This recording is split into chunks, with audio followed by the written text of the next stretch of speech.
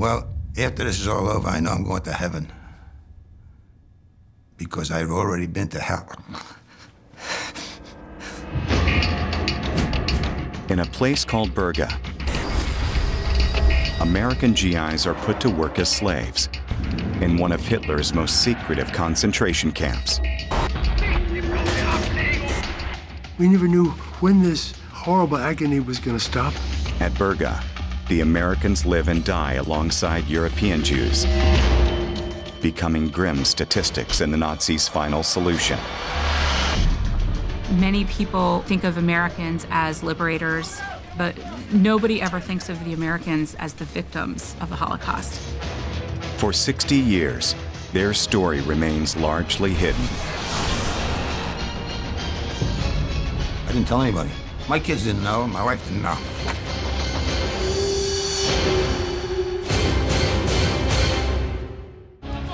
Tony and 350 other GIs are soon heading to a camp nothing like the one they've left behind, a satellite of the notorious Buchenwald. It's a place from which many will never return.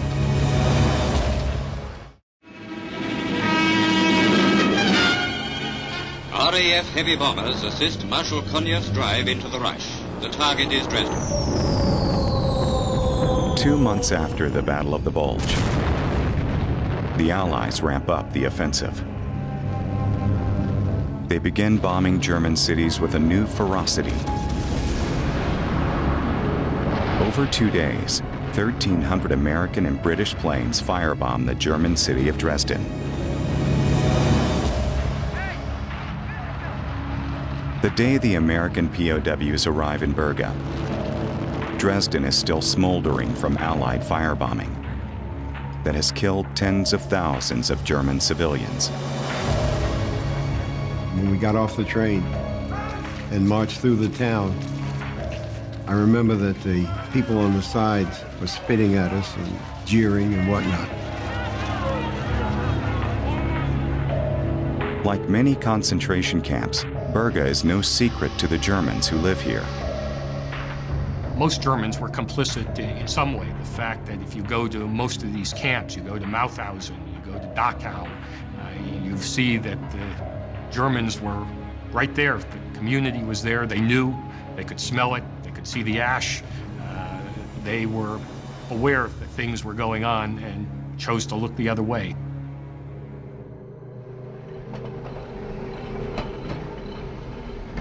Minutes from the train station, the GIs get their first glimpse of the European Jews already working and dying in the camp.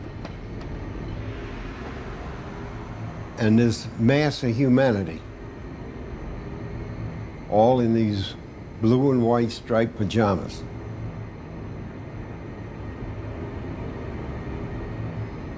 The skinniest human beings I'd ever seen. I'd never seen people that thin before. They're still alive. And their faces were all pinched, but their eyes were huge. And it wasn't a sound, not a sound. And they just stared at us like we were from another world or something.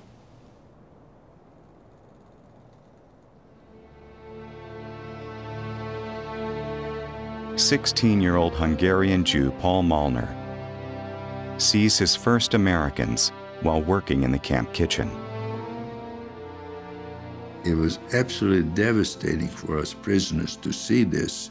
We felt like, my God, if they even got the Americans, that means we're lost. So we brought the soup out of the kitchen, took it down over there to the gate, and they looked like human beings. Not like us. We were not like humans anymore.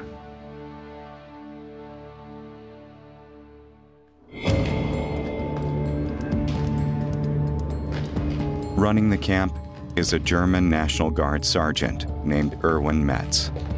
Metz is fanatic about imposing subhuman conditions on the inmates he oversees. He was an incredibly cruel and vicious person. His treatment of the prisoners was extremely harsh and clearly violated all the stipulations laid out in the Hague and Geneva Conventions on the treatment of prisoners of war. Metz has plans for the Americans. Unknown to them, they will be turned into slave labor for the Nazi war machinery. For Berga isn't just any Nazi concentration camp. It's a secret program to use slaves to build underground tunnels for a factory that can fuel Hitler's rockets and jet fighters. They were going to create a hydrogenation plant there to transform brown coal into fuel, to keep their tanks, their trucks, their aircraft moving. These are Hitler's wonder weapons, instruments the Fuhrer believes will turn the tide of war. Soon after arriving, the Americans are marched into Berga's tunnels. If you venture deep into the forest, you can still find the tunnel's entrances today.